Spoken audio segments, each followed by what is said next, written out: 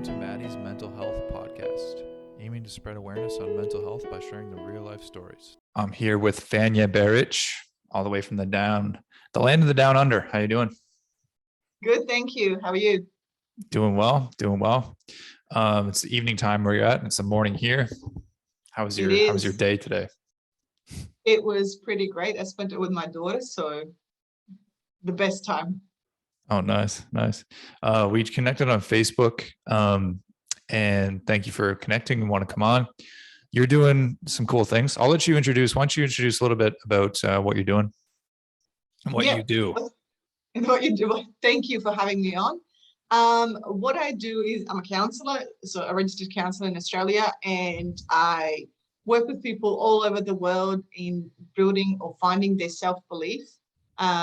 Because a lot of times, majority of the time, that is the thing that holds us back, that makes us feel stuck, that leaves us with that emptiness, that makes us, that causes that fear, is our lack of belief in ourselves, whether we can handle a situation or, what are the repercussions. And a lot of time that belief is lost or taken in childhood. So there's everybody has a story, and it comes from that story, or many stories in some cases. So I work with people in healing that and then finding their self-belief. And I always say, just watch the world change then once you have that. That's awesome. That's beautiful. Thank you. So let's talk a little bit about like your story. I know that you have a story of your own. What got you into counseling? What got you on this path? Yeah. So when I was 5, a war started in my country. And I'm from Yugoslavia, and it went on for about 5 years. And during that, there was a lot of, survival and things like that. I've experienced a lot of abuse. And at the time, I didn't realize, and it didn't have much of an effect, or I didn't see what was happening. Not I didn't see. I think the idea is that I didn't realize what was happening. It certainly didn't have an impact on me then. And then, funnily enough, once I came to Australia, there was still abuse there, but the idea of not having to run for my life was gone. I was completely safe and all of these things. And that's when the side effects started. It's when I noticed, but at a later time when I started seeking therapy, that I had PTSD, always in fear, always really tired, had trouble concentrating and things like that. So in my early 20s, it was just, everything got a little bit too much. And I wanted to kind of end it. It was just, everything was too much. I didn't know how to handle it. And I'm from a country, which I hear so often, and many people are either from a country or from a family that go, we don't do therapy. I didn't even know what therapy was. So for me, there was no escape out of this, because I was like, well, I've had this for the last, 10 years of actually knowing it. I probably had it in childhood. I just didn't realize, because, I had everyone was busy with everything else, that I didn't have time. Nobody had time to think about their feelings or focus on their feelings. So in my early 20s is when I really was like, I really need to talk to someone. And I went through a few therapists, and when I found the right one, and when I started healing all the wounds, and that's when my world started to change. And I was like, whoa, everything just started shifting. And I realized that I didn't have to feel the pain that I was feeling, and I didn't have to go through what I was going through. So that's what I wanted to do for others.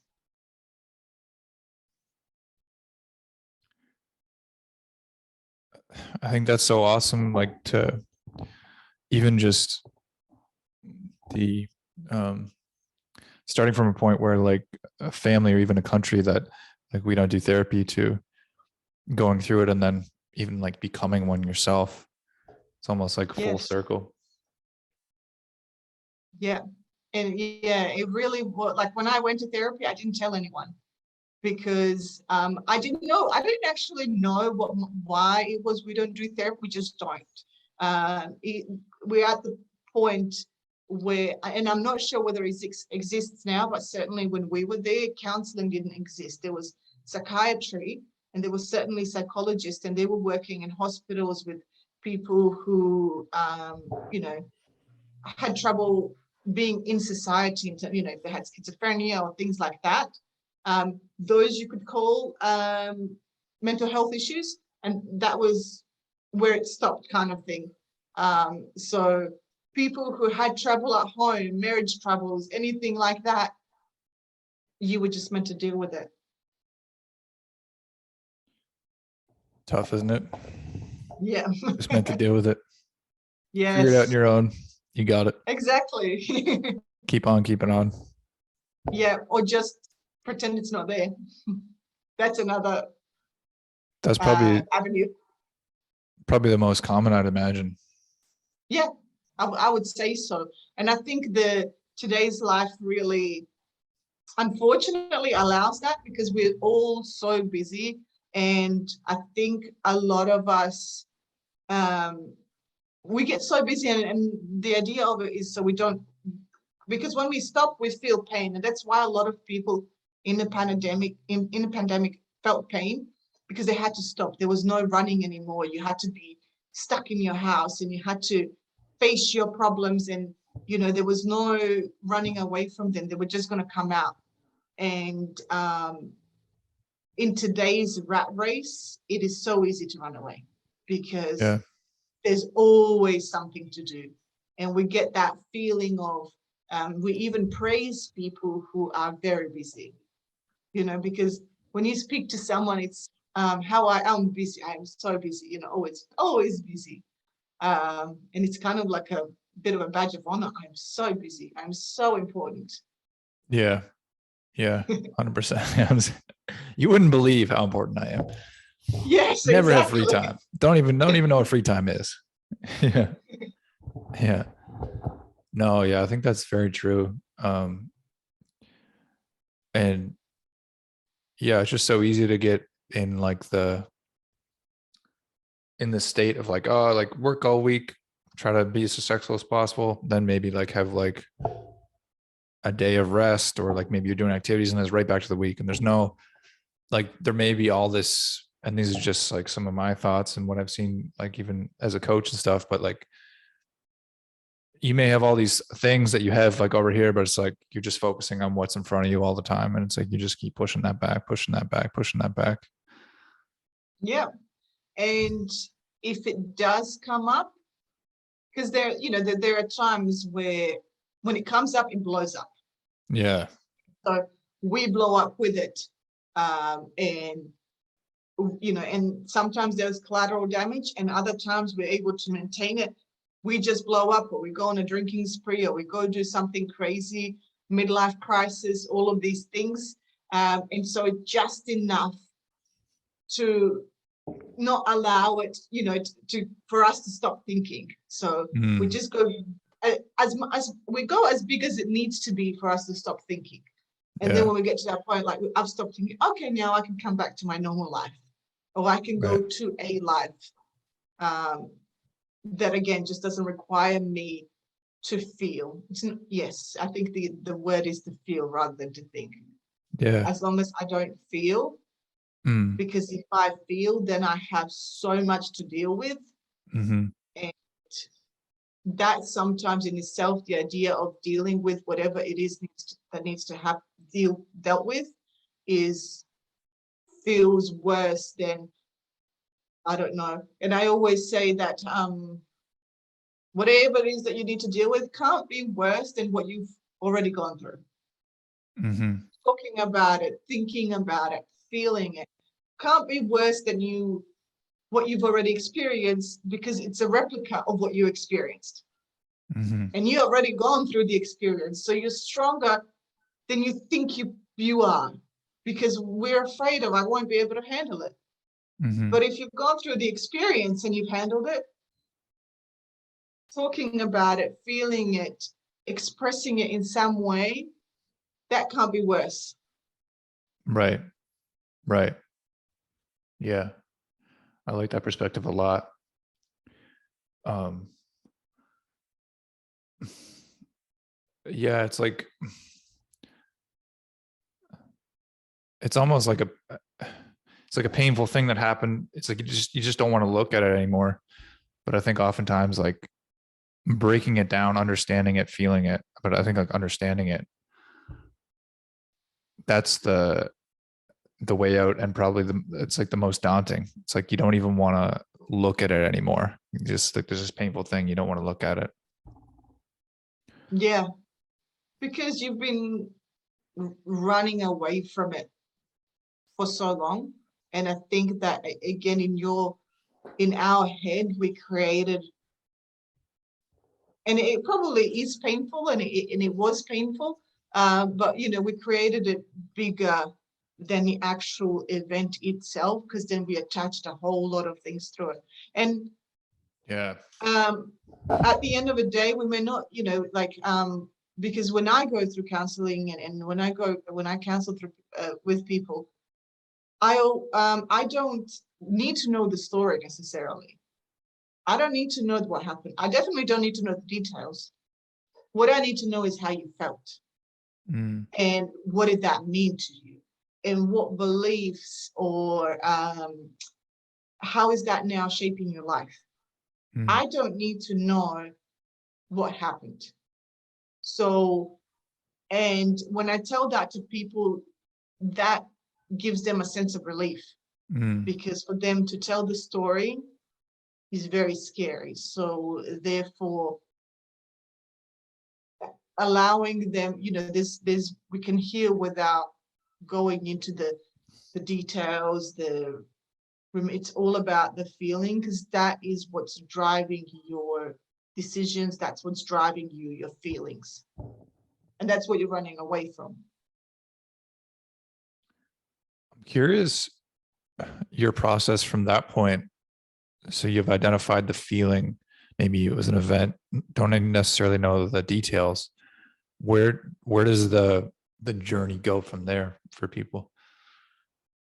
I like the process of, we build that resilience when we stop running away. And so that process of sitting with the feeling, or being with the feeling, or being okay with the feeling, that's the next step. So in whatever form that looks like, but the reason why it's chasing us is because we're running away. And our feelings is like, if you imagine you're in a pool and you have all of these, those blow up balls in the pool. Yeah. We're just spending all of our energy keeping it down. And there's hundreds of balls, and we keep swimming from place to place trying to keep them all down. And these balls represent our feelings, and they come in different sizes, and they represent this, I guess, the intensity of our feelings. And when we just spend all of our energy trying to keep control, so trying to keep them down, and that's when they start bursting up, because we're focusing on something else and another one pops up. But if we use that control and sitting with it, we just allow them slowly to pop up without any effort, without just being okay with it. What happens for people is usually then that feeling that they're running away from, it doesn't impact them as much. And the more they're okay with it, the less it impacts them, until it comes to a point that it doesn't impact them at all. And for me, certainly that was the case, because with my story, I couldn't even start it without, crying, and just not, you wouldn't understand me of, how much emotions I had behind it, and how afraid I was. And now I can talk about my story without any emotion there. So that is me being okay with the emotions that I felt. And so rather than running away from them, it's kind of like befriending them. The analogy of like the monster in the closet comes to my mind for some reason. Mm. Like you're so scared of a monster in the closet and you just keep avoiding it. And then eventually you open the door, confront it, get used to it. And then all of a sudden it's like your friend. Yes. Yeah. Yeah, and it's no longer scary and it's certainly, I mean, there's definitely a version of that where you may feel the feeling again, but it's, as you said, if you befriend that monster, and if you if you becomes a dear friend, if the monster's there, it no longer bothers you. You kind of like having it there because it reminds you of something. Mm. And it may remind you of your courage that you were able to face that monster. Mm-hmm. But it doesn't, that monster being there doesn't run your life any longer. So I certainly make my decision based on what I have lived through, and we all do. But now, as you say, now that I've befriended that monster, it comes from a place of what have I learned from it? Mm. As opposed to, I don't want to be in that situation again, so how do I make a decision to avoid that, so don't even come close to that. Mm.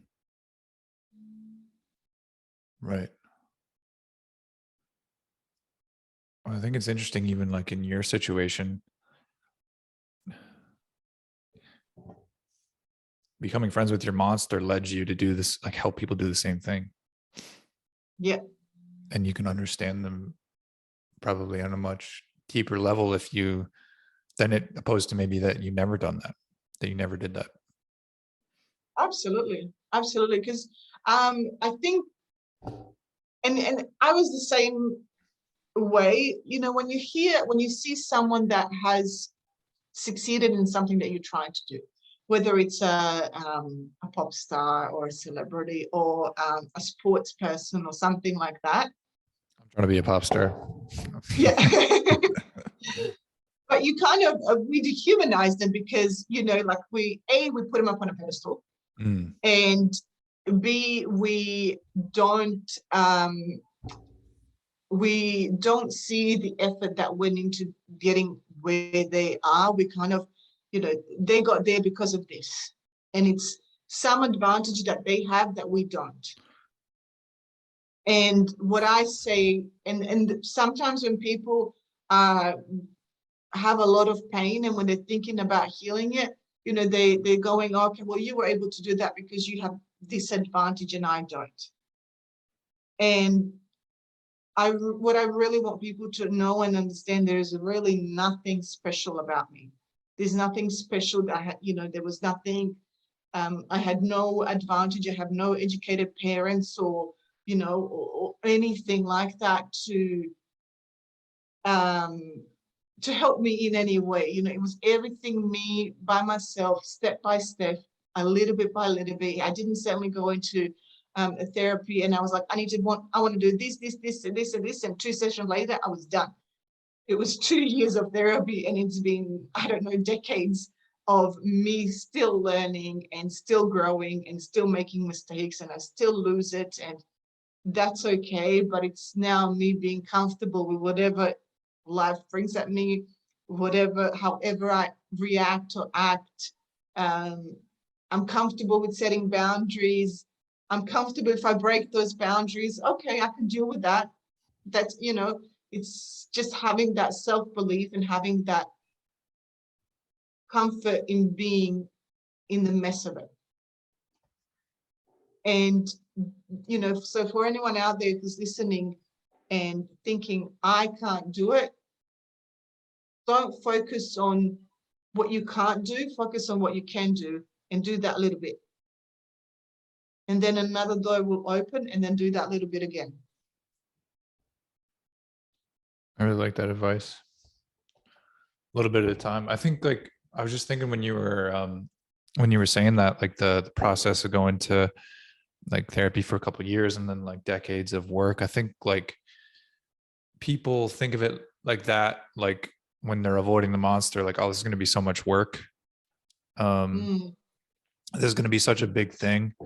And then maybe like, I think human nature is to stay in the comfort zone, right? So to face something that will be a lot of work, it's like maybe it's just easier to stay distracted. Yeah, I would, if there was a monster in a closet, and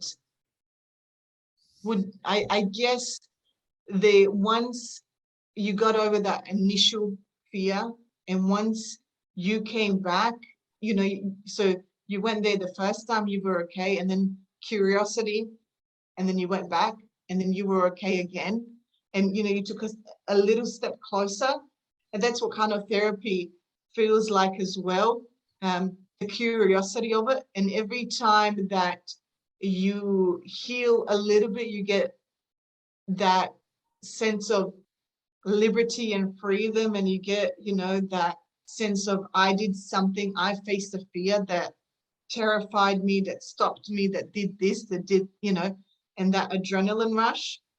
And so we keep coming back. So certainly therapy is about facing whatever it is that needs facing, but there's, every time you do, there is your body and our mind, and thankfully rewards us every time we do it with good feelings and stronger stability, and just being more grounded with who you are, and that feeling is addictive. And so that's why we keep coming back. So it's not once you get to the end, that's when you'll experience all of this. You experience it straight away. Yeah. And it keeps growing as you keep going. Right. Yeah. No, I really like that. That's a good point. And that's a good analogy. It's like, yeah. I mean, you can't speak for everyone, but you'll feel better right away, right? I mean, I think about this a lot because I started going to therapy like 6, almost 7 years ago. And like, there's just often like people don't even like, apart from like facing like everything we talked about, like deeper stuff, like things you have going on, or facing the monster. I think that there's not really an opportunity in life to talk to someone um, just completely freely, and someone that has zero attachment or judgment to your life. Like to actually just be able to talk to someone about what's going on in the dialogue in your head, like to really talk about it. I think absolutely, that's huge. Yes. And I think a lot of people don't know how to handle it, to be honest, because if I tell you right now, Matty, I broke up with my boyfriend, and he cheated and all of this stuff. Our first response out of love is, oh, don't cry, it's okay, it's going to be okay. Mm-hmm. We're trying to get rid of the feeling because we're not comfortable with the feeling. Mm-hmm. Mm-hmm. And so, and then you walk away, and it may make you feel better in the moment, but then you walk away, like there was something missing. Mm-hmm. There was a story that I heard, or that I read. I can't remember what her name was, but she was either Miss America, or she was either Miss World. And she was obviously she was a very beautiful, very attractive lady. And it was, so she went through this beauty pageant, and she won to some extent. And it was sort of after the beauty pageant, and why she started getting into work of helping others and things like that. And this happens a lot of time with trauma, that she remembered, because oftentimes we forget about what happened, and it's our way of protecting ourselves. So our brain kind of forgets the trauma. She remembered that when she was a child, she was sexually assaulted. And it sort of really shook her, and she went to therapy, and she dealt, she dealt with it, she healed. And she made it her mission to help children around the world, to help them, for girls who have gone through sexual abuse. And she was on a plane, flying from one place to another, to do this work. And she sat down in first class, and or business class, and she met this guy there, he was trying to, because she was, as I said, she was very attractive. He was trying to hit on her, and she was like, and he was like, oh, what do you do? And she was like, oh, you don't really want to know. And he goes, no, I want to know, what do you do? She goes, okay, well, the long story short, I was in a beauty pageant and I started doing all of this work. And through that, I realized that I was sexually abused as a child. So I went to therapy and I did all of this healing. And now I want to help others, and I want to help others in any way that I can. And the guy just went, and she goes to him, okay, so now what you're going to do is you're going to tell me, I'm so sorry that you have gone through this. And is there any way that I can help you? I will. And so he repeated that. And a lot of times, the point of this story, a lot of times, is when somebody says something, we don't know how to respond. Mm. And, so that's where, and as I said before, is we want to make the pain go away. Mm-hmm. So we want to know people's story, but if we ourselves are not comfortable with our own feelings, and if we ourselves haven't gone through the healing process, we usually, when someone comes at us with something heavy, not out of maliciousness, it's out of pure love, because we want their pain to go away. Please don't cry. It's okay. Things will be better. It's true, there will be, but at the same time, we can allow for that process of grief, of healing, of whatever it is.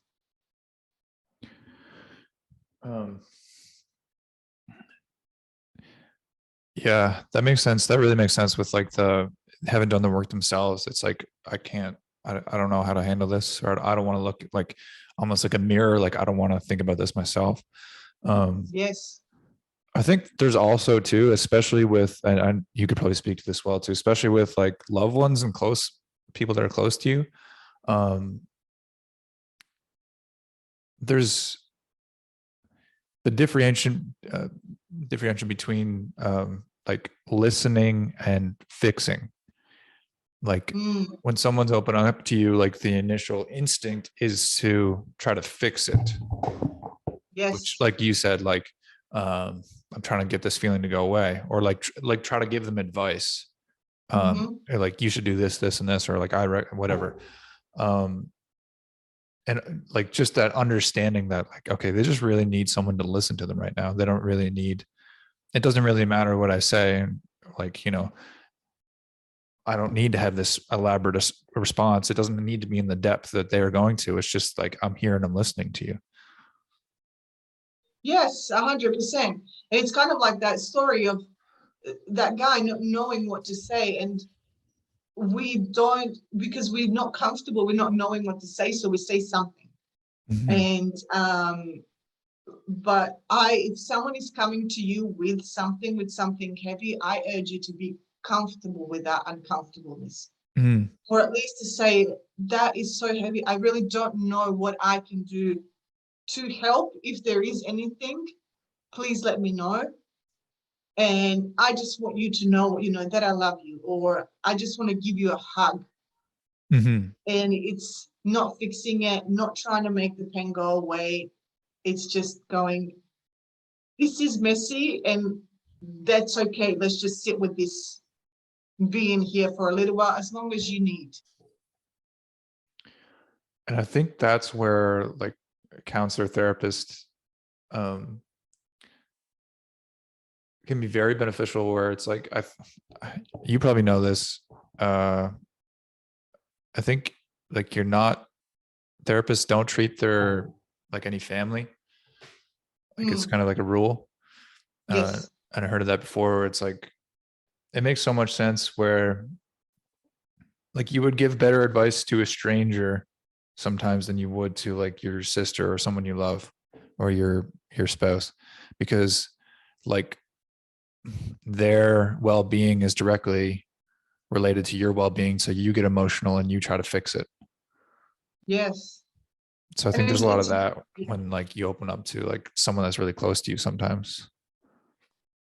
Yes, and it can, yes, absolutely. So it can be that again, we don't want to see the other person in pain. Nobody wants to see someone that we love in pain. Hmm. So we try and offer something that we think, you know, like I don't want to see you cry. I don't want to see you in pain. So is there anything I can do to make you go away? And but I don't, the goal isn't in that moment, the goal isn't to make it go away. Yeah. Because if something has happened that's, you know, like a long-term relationship that has broken up, that's, you know, it's not going to go away within that moment. It's not going to go away that day. It's not going to go away that week. Yeah. So, Yeah. Yeah. and that's allowing that grieving time, allowing that process for us to go through that process and be there for that person um, as much as they can, but still also, and this is important, thinking about what help, because not allowing them to wallow in that pain as well for a long period of time, because that can obviously be damaging because it can lead to depression and things like that. So it is hard to find that balance between, okay, I want to let you be with that pain and I want to let you go through that grieving process, but I don't want to let you go through that too long that you think the world, you know, you're thinking when something terrible happens, we think the world is over, you know, it's going to fall apart. Mm. And months later, you're still thinking the world is falling apart. Mm. Because that's, you know, again, that's the, you know, the, if the person doesn't want to go out and socialize, those again are signs of depression. And it's good to have, it's a, you know, to have family and friends that can pull that person out. Yeah. 100%. Um, I mean, I told this a lot on the podcast, but a lot of people that watch would know. But the reason I started this was because this podcast was because um, the girl I was dating committed suicide almost 7 years ago. And Mm. I wanted to create this podcast to like have people on, share their story. Because what I noticed was that um, everybody felt like in my young life, like even before that happened, like everybody felt like they were alone, Mm-hmm.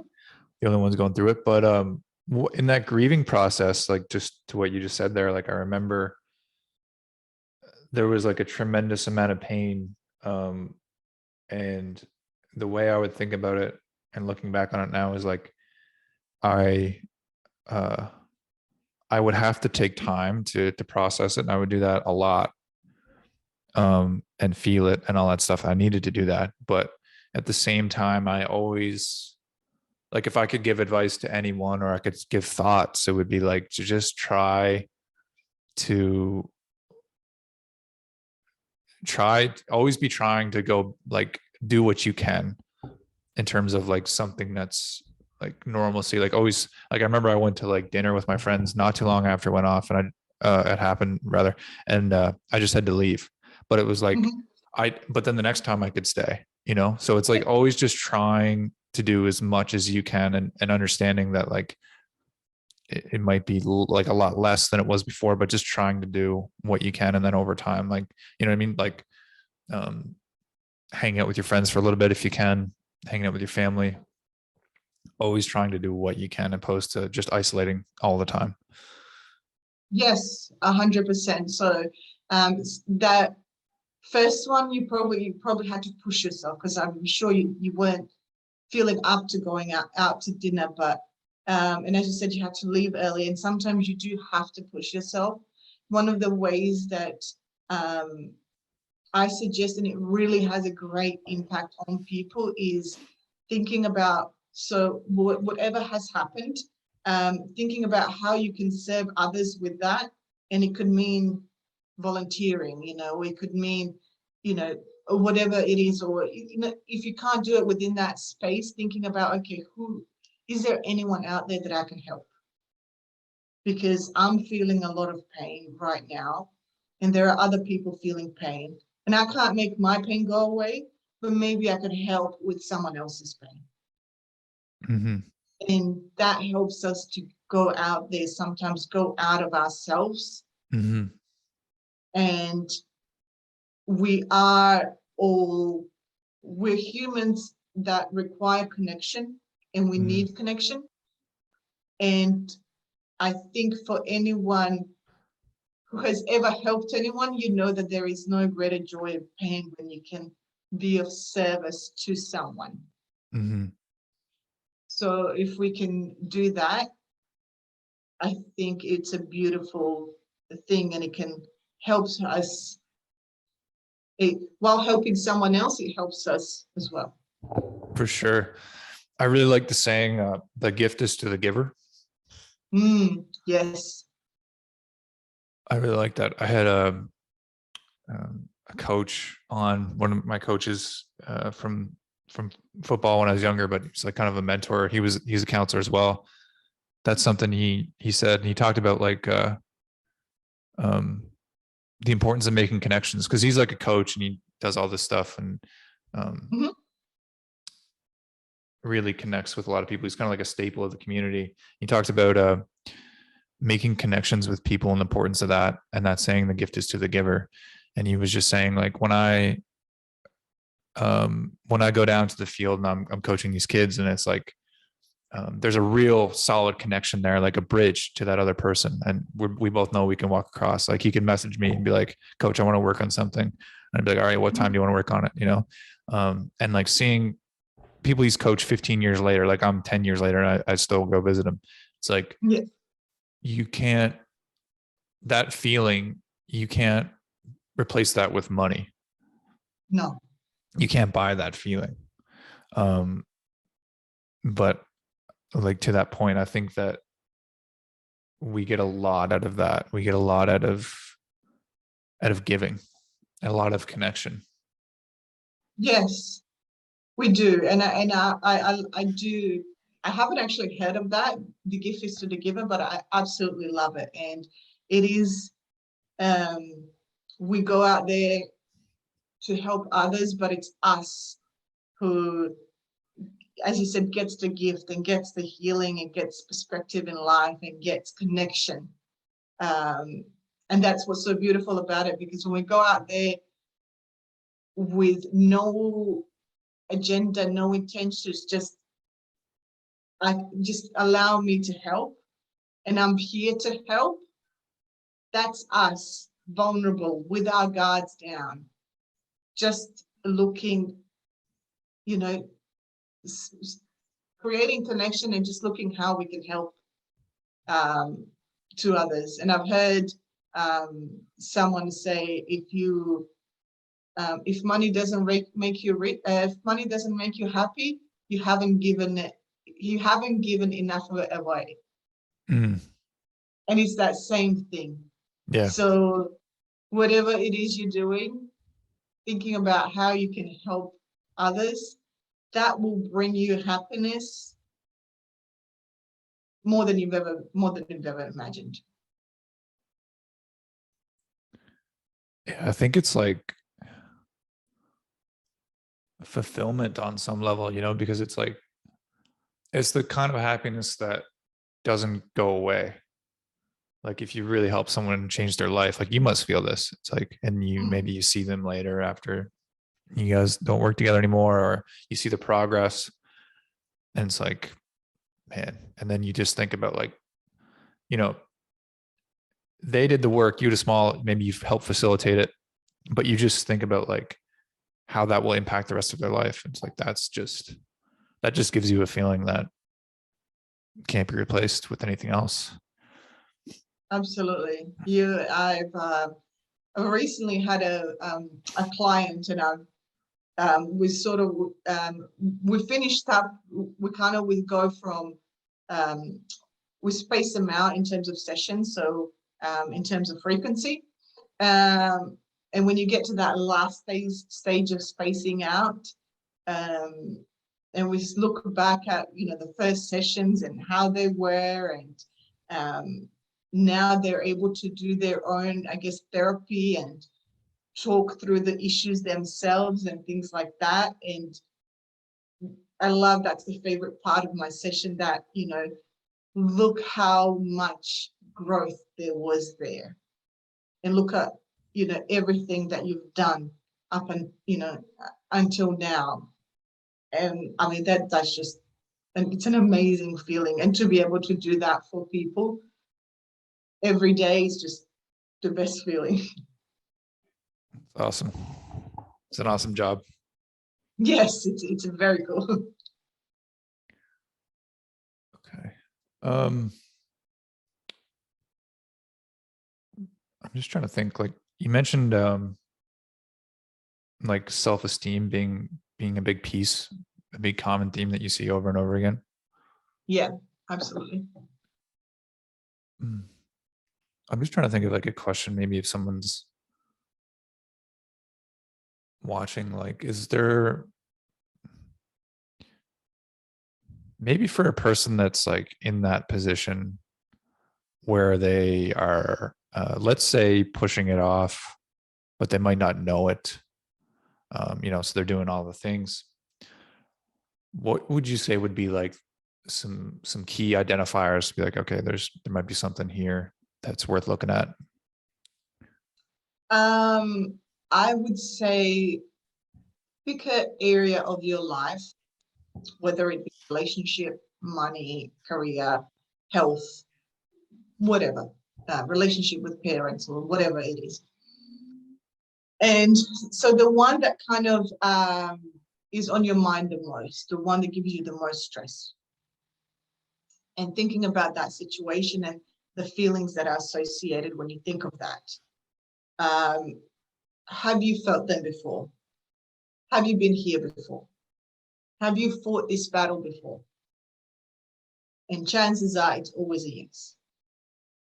Because we repeat our patterns constantly, and it may be with a different person, and it may be a different scenario, but the feelings, the emotions, the battle, it's always the same.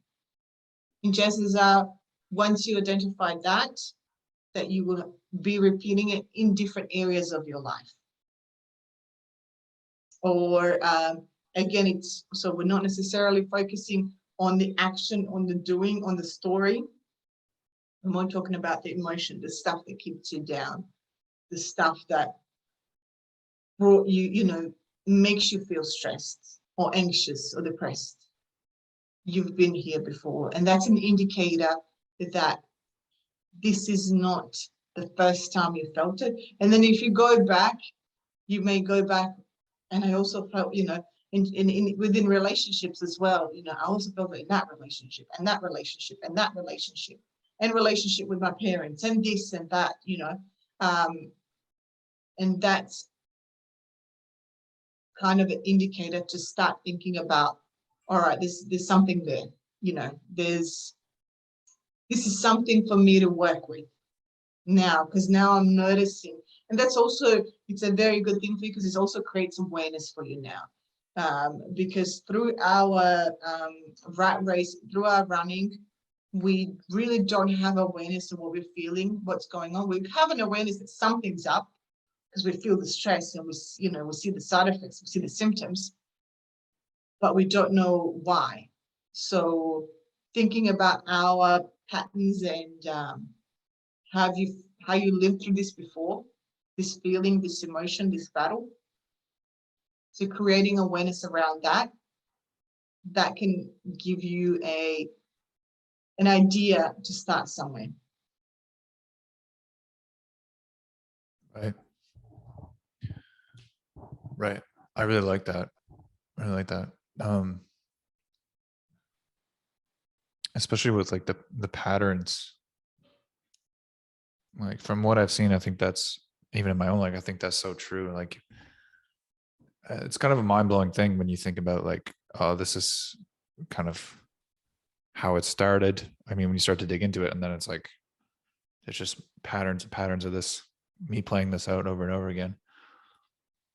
Yeah, it's very interesting. 100%. Yeah. And I've certainly had it in my life.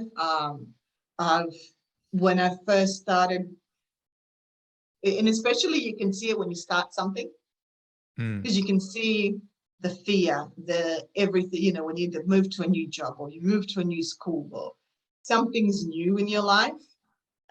You can certainly see it then that, you know, when I started my own private practice, and even when I started moving my business more to an online space, I have a course coming out, and that's brand new for me. I've never done it on this capacity, you know, worldwide, and you know, so I've always had this fear of not being smart enough. And although I've dealt with it before, it always somehow, so obviously I haven't dealt with it, you know, enough. It always comes up, and then I go back and I was like, you know, in that job, I was trying to prove that I was smart enough. And with that person, I was trying to prove I'm smart enough. And, you know, in a conversation, you know, that this feeling, I've kind of felt it all my life. You know, and it's that pattern that, you know, it's just always there. It keeps coming back because we do have this feeling, and it's like that ball that I was that I was telling you before. It wants to jump up, you know, it keeps jumping up. And you push it down, it's like, nope, I'm here. And you push it down and nope, I'm here. So, and what we resist persists. And I've hopefully healed that emotional that with it, and then if I haven't, that's okay as well. I'll keep working on it, I'll keep dealing with it, and that's my journey, and my place to learn to stay humble. Are you into mindfulness meditation, even like yourself or with clients? Is that something that you've worked on? Yes, I'm very big on meditation. I love it. Meditation is it's, you know, it does the healing for you. Not everything, but it does a lot. It creates concentration, and I absolutely love it. It creates that awareness, and the idea of sitting with it comes from meditation. Yeah, that's what made me think of it. Like the whole idea of mindfulness meditation of like sitting and observing your thoughts without judgment. Like without judgment is a big Yes. piece. Yes. I think that's huge, and it's really hard to do. And I think for most people it would be. I find myself like there's been times I really was good at it, and then other times, like for whatever reason lately, I have resistance to it where I like the judgment keeps coming in. But I think um I think that's huge, like being able to really sit with it and observe and not judge what you're thinking or how you're feeling. Yes. And I do want to give you I want to give you something in terms of that. So the pain that we were talking about, and in everything usually being formed in childhood, now to get a bit geeky and psychological. So our 0 to, they say 7, 8, so it's a little bit different for everyone else in terms of the brain development, but somewhere between, we usually say 8 years, give or take a few years on each side. That's kind of like our primitive brain. In its, we absorb everything, but we really lack rationalization. So we can't rationalize what's happening. And so we just absorb everything in. And when I talk about self-belief, I usually say to find your self-belief, because I believe if you look at a baby, it has absolutely, it does not think I'm not enough. It does not think I'm not worthy. Yeah. It absolutely wants love. And for anyone who has a baby or has a child, you know that, you know, when it's hungry, it'll cry. It doesn't care if it's going to disrupt anyone. You know, if it's happy, it'll laugh. you know, that those emotions, they're just expressed in the moment without any guilt, without any attachment to it.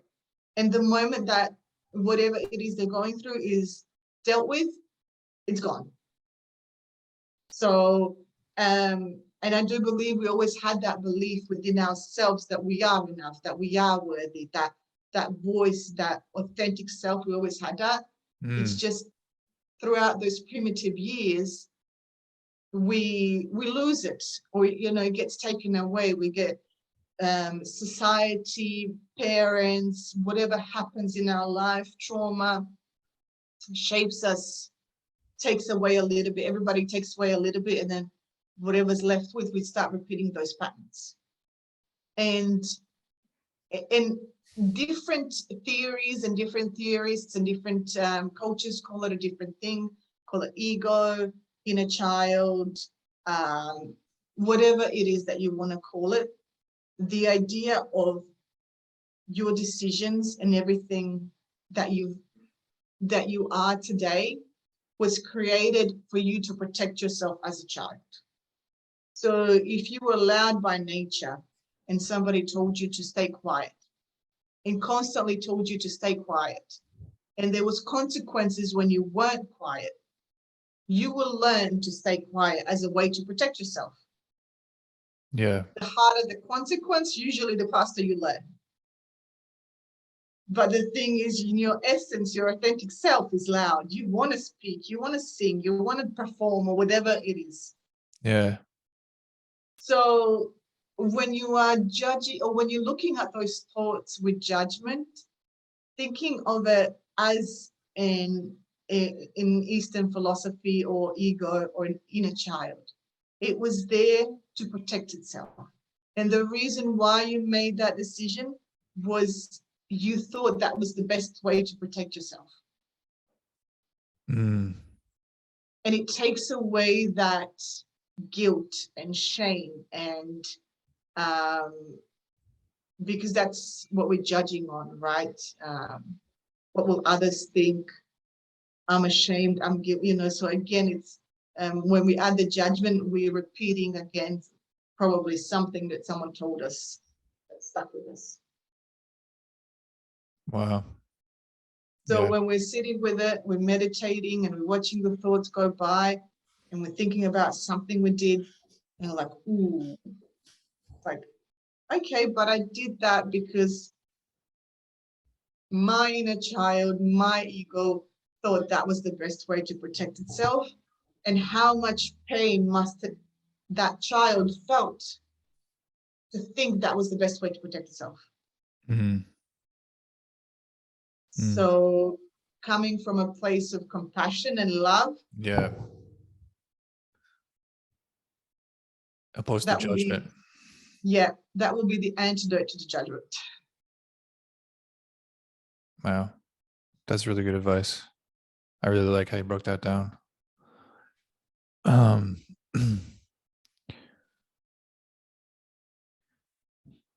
Did you ever read the book, The Surrender Experiment, by the way? No, I haven't, no. It's a cool one. Recommend it. It's about meditation, and kind of this guy's life and how he implemented it. And then once he did, everything kind of changed his life. And he had a crazy life story. And it's actually like his real life story. But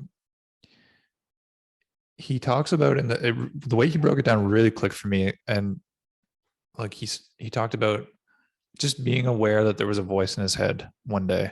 That might sound kind of silly, but just you know, he's in maybe his early 20s. He just kind of realized like there's this constant chatter in my brain all the time. And then he started reading all these books, and you know, this was like, I think it was maybe 70s or something. So it was kind of hard to find stuff like it is today. And he found, I forget what book it was, a biography of a yogi or something. Some book about meditation, and talked about the voice in his head. And basically, the way it breaks it down is like understanding that you are not the voice in your head. You are the one that that watches and observes the voice in your head, because someone is listening to that voice, right? Yes. And then the divine self, or the true self, or the I almost, yeah, whatever you want to call it, the one that I think of it as like intuition, Mm-hmm.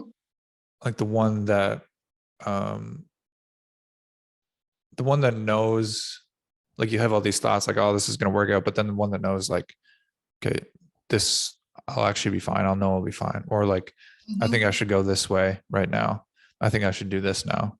It's like that voice in your head, and that's like your real self, your true self. I think that distinction really made sense for me. But to be able to come at it from that place of like, you're just the one that observes the voice, and Yes. then from that there's like the lack of attachment, where we think like, for so long I thought like these, like all this stuff's going in my head, like that's me and I got to work through that, or somehow it's like, that's just like, that's not me, that's just the dialogue. Yeah. Right? That was a huge thing for me, I found. Yeah. I love that story, and I love how that broke it down. 100%. There's usually, now that you say there's three voices, but the two voices that we hear often is, I guess, the voice of reason and the voice which we don't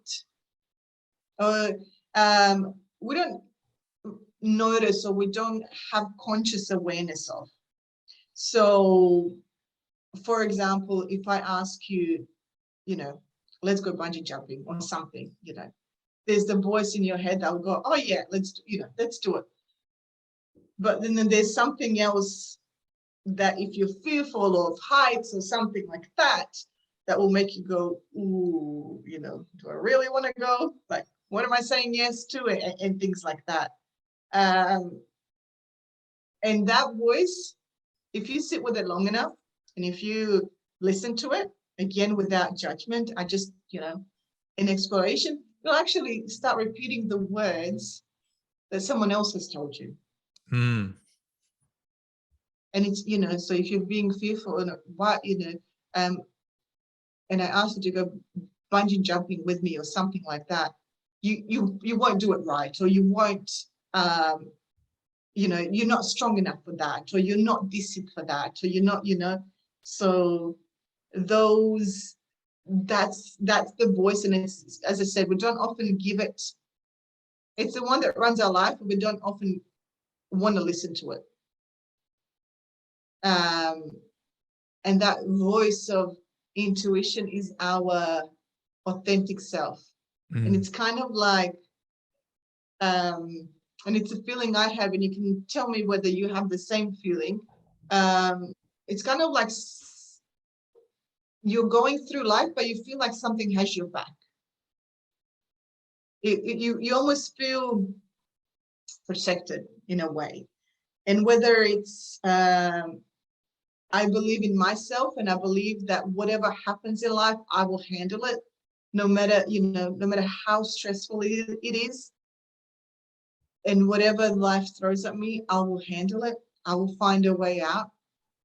And whether that gives me comfort and feels like I'm okay, I'm safe, or whether it's that intuition, but it's something you feel very comfortable, very safe, and very liberated.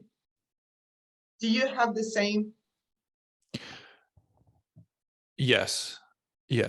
It's like in terms of, like, I kind of missed like the first part. So in terms of that voice that you have, that's the narrative that it tells you. The narrative that it tells you is that, like, I can get through whatever life throws at me, and I know that I'll be okay. Yes, that's that. I guess a part of that third voice, that intuition, or yes. So it's not necessarily positive. It's just in the present moment, in whatever it is now, and that's where I find it in the present moment. Yes. No, I 100% relate to how you just described it there. It's like, because I think of it um, like the anxiety and the fear that comes up of, like, you especially see it when maybe you're nervous for something, right? So maybe you are starting like a new thing, or you're trying to put yourself out there to do something, and or whatever in life that you may be nervous about. There's like, at least I find in my mind, I'm sure lots of people can relate to this, like your mind starts going crazy of all the things that will go wrong, and all the things that maybe you're not prepared, maybe you're not smart enough, maybe you don't feel like you'll be a failure, whatever, and Yep. maybe a combination of all. So, but then there's that third voice, like you say, or the intuition voice of the true self, that's just like calm and on a deep level, it's like, I'm gonna be okay. Yeah. And I know I'll be okay. And I think the more that you connect to that voice and your intuition, and maybe even, I suspect, had to rely upon it, like maybe going through hard times, that just gets like strengthened, where it's like, I know, like I've been there. Like that's something that I really realized going through all that stuff. Just what I went through, like my own like journey, but it's just like, you can go to hell. Like I can go to hell, and then I can make it through hell, my own hell. Yes. Yeah. And that's when I guess when we start, because everything happens for a reason. Now, to get a little bit more spiritual, I guess. Everything, I believe everything happens for a reason. A lot of times we can't see that reason. You know, we want to go to side A and we think that's the best side that will take us, and then something happens and it takes us to B, and you know, and we may be feeling angry because we couldn't do it the way I thought about it, or something. So we attached ourselves to the result because we thought that result will help us with whatever it is that we're dealing with. You know, it's kind of like it's going to be this amazing thing, and then it didn't happen, and now life's crap. And then the more we go through life, and if you think about your life now, you probably kind of go, that happened for a reason. It was terrible, but it happened, it almost like it needed to happen. And that again gives that, and when you can get to that place, it again gives that intuition and that I'll be okay voice a bit more strength, because you start trusting life. That, okay, I want to go A, life's taking me to B, we'll go with B. A is no longer an option. It's either, you know, and that's okay, then I'm going to go with B. I'm sure B, you know, B has a better, something for me is there that I need to be there. Right. That's funny, because that's exactly what, like, the main theme of that book, The Surrender Experiment. One of the quotes I really like from it, it was just like realizing that I was not in charge, but life was in charge. Yes. Like the surrender experiment, surrendering to the flow of life. Yes. It's for anyone who likes reading, and if it's not heavy, well, it is, it's deep reading. If you read the Way of the Tao, it is that. So in a sense, it's very short, but it's a bit poetic, and so you have to dig the meaning out of each verse and what it means. But it's that being like a river, you know, a river just flows. If there's something in a way, it just flows around it, you know, without stopping, without, you know, it just keeps flowing, and it shapes itself around its obstacles. And through time, it takes away those obstacles, because any rocks or anything like that, if the current becomes strong enough, it can, you know, turn it into sand, or smaller rock, or, whatever it is. And it's just, this way of flowing through life. And it's not, and I guess that's the next level, going from negative to positive. And it's not about staying positive. It's just about accepting as is the present moment. And I call it just being human. It's, because all of us are in a way either trying to control a situation because we think that's the best way to deal with it, or we're trying to escape a feeling. So if I control it enough, I won't get that feeling. Or we turn into, everything's great, everything's amazing, life's amazing, and it absolutely is. But sometimes it isn't. And sometimes there's a lot of hardship, but that's okay as well. And you will get through that as well. And then good things will come, and bad things and whatever, because life is not all amazing. I mean, we could be on top of the world and we lose someone. And, there was no way to control that. Right.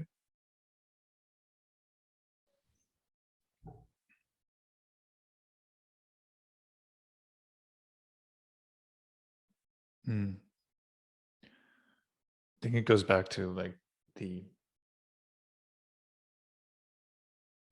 place of looking at it without judgment and not trying to cling on and control it. I think they're very similar things. Like when you're thinking back to something and you're judging it, it's like you're almost like shutting it down, trying to hide from it.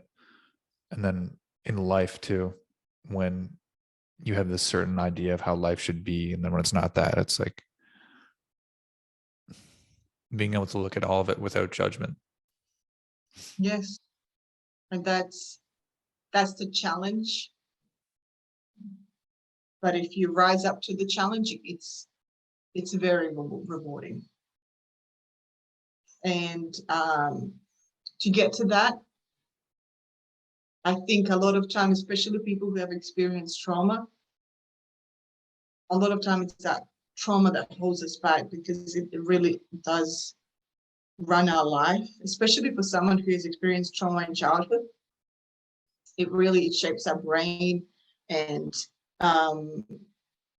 so it's very important to what we're talking about before, healing those wounds and working through whatever needs working through, and keep going at your growth. And then you'll get to this place that we're talking about now, this place of, I guess, balance. It feels balanced, and you feel protected, and you feel safe. And again, there's chaos in the here, absolutely. And there's everything, but it's a place without, you're not attached to anything or anyone, but you're connected.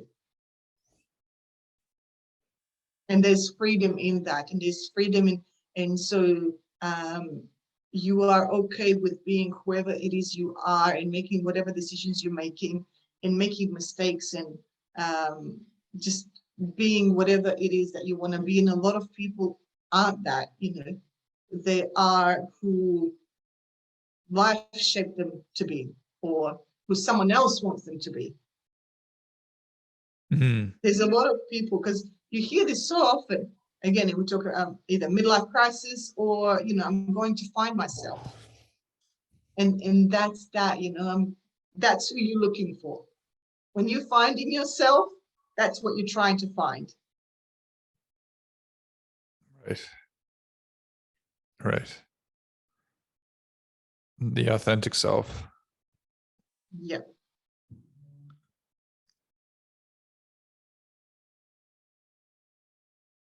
Yeah, that makes so much sense.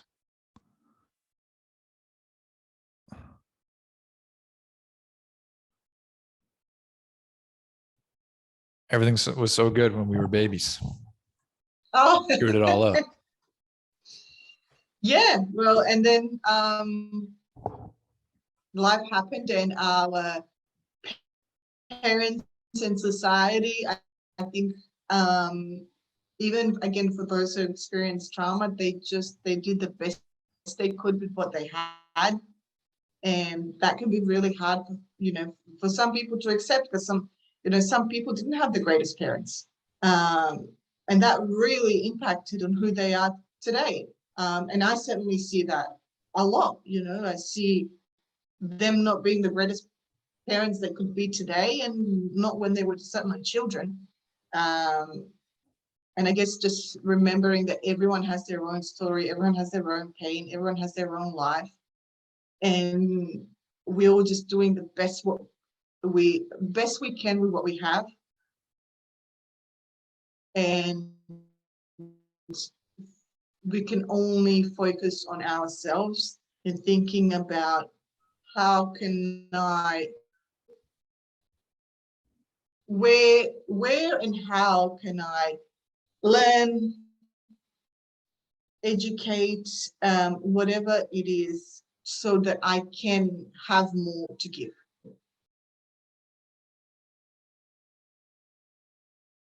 Love that. Thank you so much for coming on today, Vanja. Thank you for having me. That was an amazing conversation. It was. I really enjoyed it. Anything you'd like to add, I guess, maybe before we wrap up and let people know where we can find you? Anything you'd like to add? Yeah, so I'm on Facebook, Instagram, and YouTube, or just go to my website, www.vanjaberic.com. I have a lot of stuff on there with what we just talked about, and how to heal, and I have a course coming out very soon, and you can pre-register for that, and it's all about what we just talked about, so self-healing, and finding that authentic self, and finding the belief in yourself, so that you can feel that liberty and that freedom, because I think that's what we all want in life, to feel that liberty and freedom. Without, I think all of us at some point in their life felt like we're in a box, or constrained, or in shackles. And finding that freedom is the best thing in the world. Right. That's beautiful. I love that. Yeah. I think that's very true. I think a lot of people feel like that. Yeah. Yeah. I've certainly seen it in so many clients, and I've certainly felt it myself. And whether it's society, school, parents, it really doesn't matter. But we all certainly felt like we have to be a certain way, be certain people, feel like we're not enough, and some of us, and again, I've certainly felt this as well, once I get there, then I won't feel like this. Or once I do this, then I won't feel like this. Mm-hmm. And I thought, once I get married, I won't feel like this. And once I have children, I won't feel like this. And none of it worked. Right. Right. And because we think that there is something at the end of whatever, but the only way to get there is through healing, and just you doing it for yourself, and no one else. Right. Yeah, I definitely relate with that. I had this post the other day. I was just talking about just that, we often think there's I'll fix this and then I won't have to deal with it anymore. Mm-hmm. And I just was talking about I just woke up this past Sunday, had a rough day for whatever reason, kind of got back to a bunch of old feelings, all this stuff. And then I was at this community garden. This is a bit of a story. And this old lady just came up, I was sitting down by this bar, and she just came up, and I just kind of got up, started a conversation. And then the last thing she said was have a great day. It's a beautiful day. kind of thing. And it was really nice. And then that just like snapped me. And I was like, okay, I got to make this a better day. And then I did a bunch of things, like wrote some stuff down, went to the beach, did all this stuff, spent time with people. But I think like we often think of it like, oh, we're going to fix it. And then it's like, I'm going to fix my bone that broke. And then it won't be broken anymore. But it's like, I think of it like that, just like your toolbox grows, your resilience grows, you grow as a person. It's not necessarily that you won't have bad days, but the window between like falling off the horse and getting back in the horse becomes like much smaller, opposed to like maybe it would have been 6 months, and then it was like, a month, couple weeks, and now it's like maybe a few hours and I'm right back to where I was. Yeah. And I certainly feel it now, I guess, because you can catch yourself earlier and you can bring yourself back quicker, that the fall doesn't seem as hard or as heavy. And that's, the beauty of it. Because again, I don't want people, well, why am I doing this? I'm always going to have to keep working at it. As I said, there's gratification in working through whatever, every little bit. There's, that little bit of freedom in every little bit. And then the more you do it, again, as you said, falling off a course, can get back on much quicker. The fall doesn't seem that hard and heavy. It kind of, I don't know about you, but, you don't dwell on, oh, why did I fall? It doesn't, I just fell. And now I'm back on, and that's all that matters. Yeah. Yeah. And that's a good point. Like with the fall not feeling as hard, because it's definitely like that bad day or that bad few hours was nothing compared to like the bad day before. Like it's not even comparable to the same thing. And it's almost like so in tune with that voice where it's like, I guess you could just call it, you're so in tune with experiencing it. It's like, okay, this isn't like, it doesn't feel like the end of the world or the world's breaking. It's just like, I'm just down for a minute, and then you can hop back on. Yeah. And that's the part of life, because if you didn't have that lady's words wouldn't have had such an impact, and they were 4 words.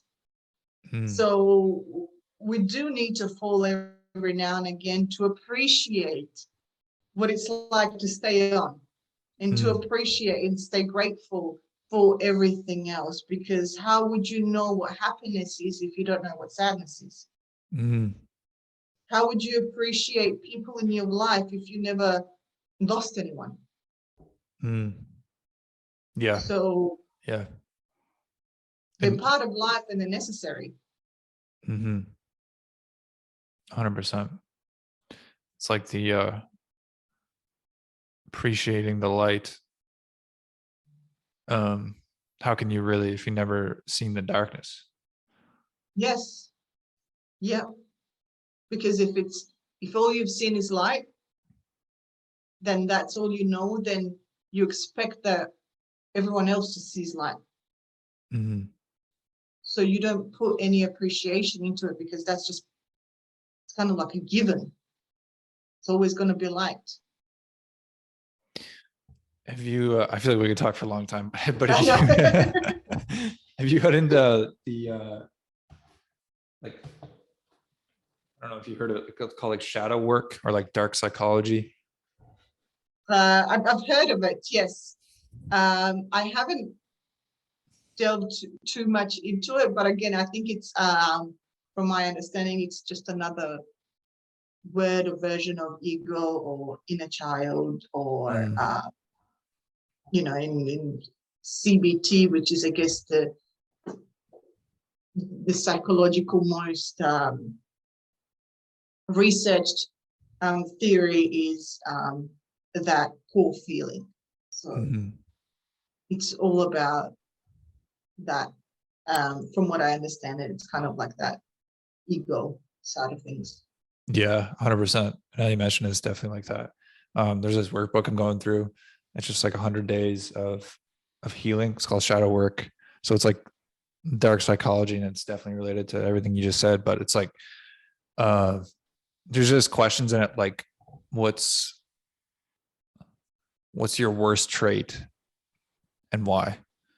And Mm, questions like that are like, what's the thing you regret the most? Or um, just questions that you don't really want to answer. yes. Yeah. I love that. But Uh, I found huge benefit in that. Um, I guess the whole idea is like, I guess it's the same thing as what we've been talking about, right? Like facing the monsters. yeah. Yeah. Um, and it's kind of like, what's the worst thing what are the worst things you see about yourself? What are the triggers for me? What makes me anxious and why? What are my worst traits? What makes me angry? So all kinds of fun I questions. I go at it whenever I am feeling anything but what we talked about, um, that present moment. If I raise my voice or I get angry or whatever it is, once I'm past that, I always go back to what was it about that moment or about that situation that makes me think that I need to raise my voice to feel heard, or I need to say it that way to feel heard, or Mm, whatever it is. What is it about that makes me think that's the best way to handle it? Or what is it about that situation that makes me feel that feeling? I think that's big. Like just that, the way of putting it, like what, like feel heard, Yeah. and if you think about that, like what triggers me to want to feel heard, and then when you dig into that, it's like, when have I not felt heard? Yes. Yeah. And that's because if we don't feel heard, let's say we don't feel heard first time, we have a reaction. It's usually not big. And then the second time, and then the third time, and then comes the 100th time, and then we're screaming, right? Because I'm not just screaming for the 100th time. I'm screaming for all the 99 times before that has happened, and nobody has responded in a way that I think they made me feel like I'm feeling heard or seen or understood. So that's where if you think about it, even so, if you create that enough of that awareness where you're just thinking about um, even like, and for example, like with my husband or my daughter, like that's the easiest way to pick at it, if I'm giving him attitude or anything like that. I am stopping it at maybe the 5th time as opposed to waiting to the 100th time. Right. So creating more and more of that awareness where it doesn't have to be big. It can Mm, be slight, but I'm always monitoring myself to think about, what am I feeling? What was that about? mm, Okay, he might have been annoying, or she might have not been listening, or whatever it is. But my thing in the world, or my mission for myself, is always to portray kindness, and that wasn't kindness. So obviously, something made me think that that was the best way to get something out of them. right. I'm just thinking about people listening to this, like maybe the person that kind of like, let's say just like the average person, like pushing stuff off. And we're just talking about like analyzing ourselves like all the time. They're just like, Jesus Christ, I just want to Yes. go to work and come home and drink beer and I don't know what else, watch TV, watch Netflix and whatever. Yeah. Especially when someone has done something, and if it doesn't have to be big, it is so easy. And again, this is part of our rat race. It's so easy to put the blame on someone else. Mm. And, because every time when I ask, and especially when it comes to couples, let's say one of them was unfaithful. And that's the reason they come to me, so either separately or together, I cheated, they cheated, whatever it is. And what do I do now? Do I stay? Do I go? What do I do? And let's say they decide to stay. And obviously at some point, I would see them together and separately as well. And we start off with this thing that they come for, so infidelity. And as we start digging, we spend about, depending on, let's say 5 or 6 sessions on infidelity or something like that. And then comes something else, and then something else, and then something else. And then by the 10th session, nobody even cares about the infidelity. Now we're talking about how I don't feel heard and how you don't help around the house and how you're always moody and, this and that and that. And that's kind of our life as well, that we always think it's someone else. And it's always, because they've done this one thing or they've done that. But when we are thinking about others, we're at mercy to them. Because if they feel good, then I can feel good. And if they feel bad, then what's left for me to do? Then feel bad. And obviously we can't change anyone else, no matter how hard we try. It's everyone has their own journey. So thinking about in every situation, no matter what the other person has done, what was my role in it? Yes, there's a story and we can deal with the story, but let me first deal with me. Yeah. Like the individual responsibility. Yes. Like what was my role? And then if they both take that, if both parties take that role or initiative or mindset, what was my role in this? I think like it comes to it can then come to a place where you can actually start to work from it, where instead of like, you did this, no, you did this. It's all about what you did. Yeah.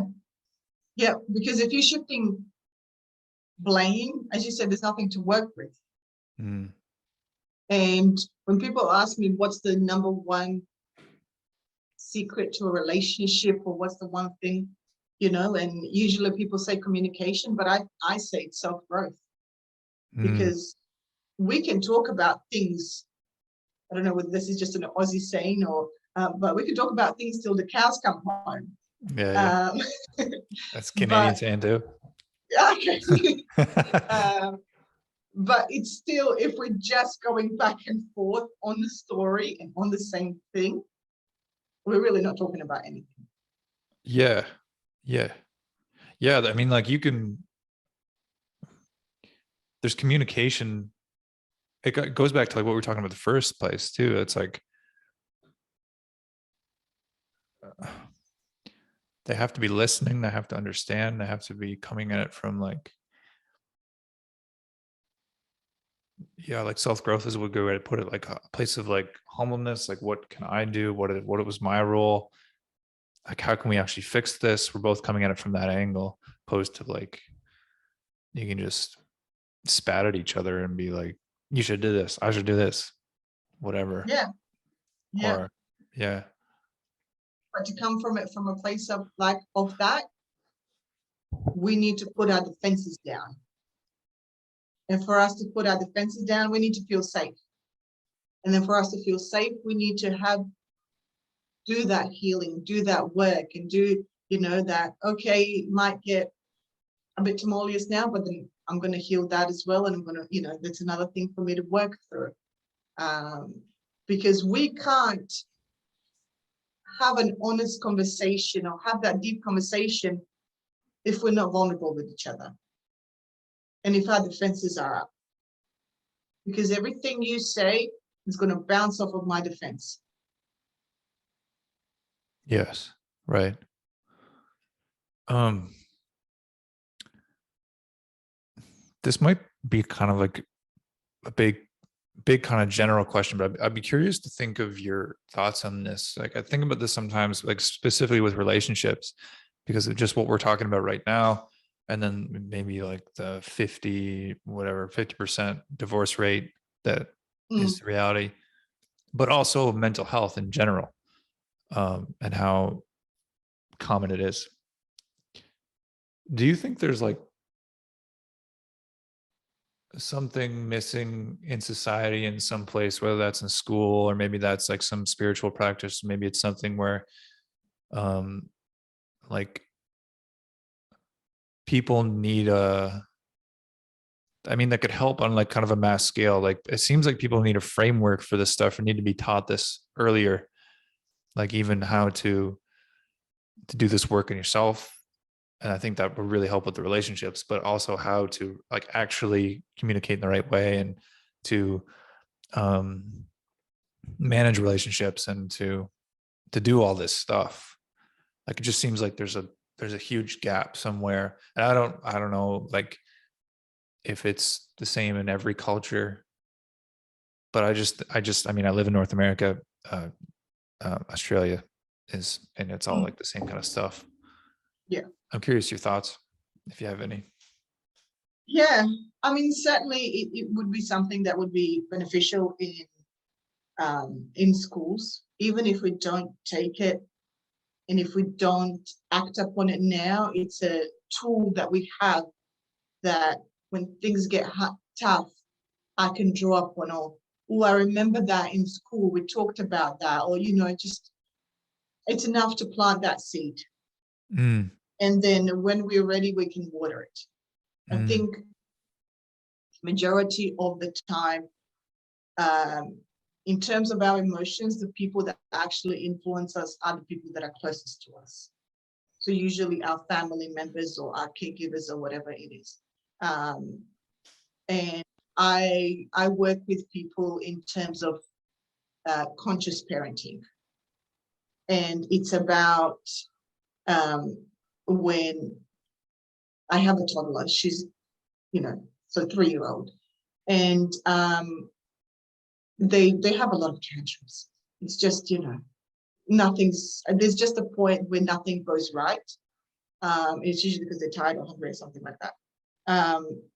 And dealing with those tantrums, meltdowns in anyone who has a teenager as well, I'm sure, and I've heard this often, they have tantrums as well. It's just in a different level when you're a teenager. And dealing again with your emotions in terms of that. So not just calming yourself, but if you have reacted to that emotion, going back to what we talked about before about what was it about that situation that I felt like I needed to handle it that way. And us being okay with our emotions and mirroring it then to our children. Oftentimes we try not to fight with our partners. And I'm not saying we should have a big blowout in front of children, but we try not to cry, which, mommy's okay, mom, and again, thinking about what message we are sending to our children with our actions. We tell our children, and most parents say this, that you can be anything. If you put your mind to it, you can be anything. But yet we don't believe that for ourselves. right. So I think it has to start with parenting. So Yeah. Right. because that's where we learn our emotions before we even hit school. That's where majority of our lessons are. Because you would find it that for every person listening that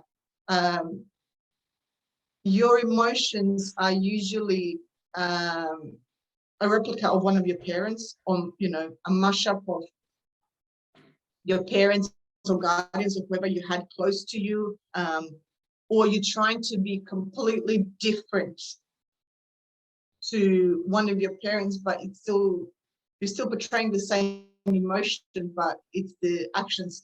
If one of your parents was really loud, you're trying to stay really quiet. but then hating loud. So it's kind of like the same, the same thing, same but opposite. So whether the parents get educated and it kind of like I saw that meme on social media where the grandfather goes, to the father, or great grandfather goes to the father, you're worthless. And then the grandfather goes to the father, you're worthless. And then the father goes to the child, I love you. Mm-hmm. Yeah, I love that one. Breaking that pattern, right there. So at whatever age you are, at whatever stage you are at,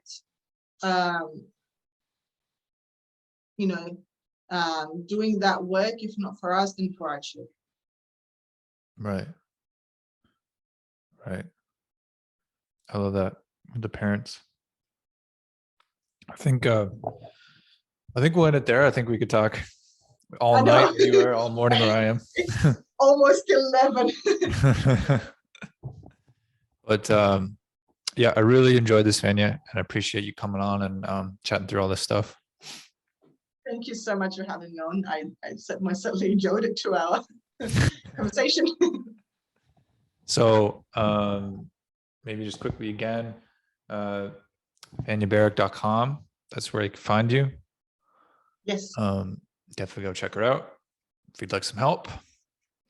And I want to say thanks again for coming on. Thank you. Thank you so much. And oh, wait, you actually have a podcast coming out soon as well. So that'll probably be on your website. Yes, absolutely. So everything that'll be on my website. It's called Radiant Woman. And it's just what we talked about now. So, and it's other amazing people in the world doing amazing things. And it's from us to learn, to listen to their story, to learn from them, to learn on what they have to say. It's, from health, from physical health to mental health to relationships, everything. Okay. Parenting. So it's all about, how can I serve people? How can I help others in whatever way I can? I think this is one of my ways. All right. That's awesome. All right. Go check that out, guys. Thanks so much, Vanja. Thank you. Talk to you later.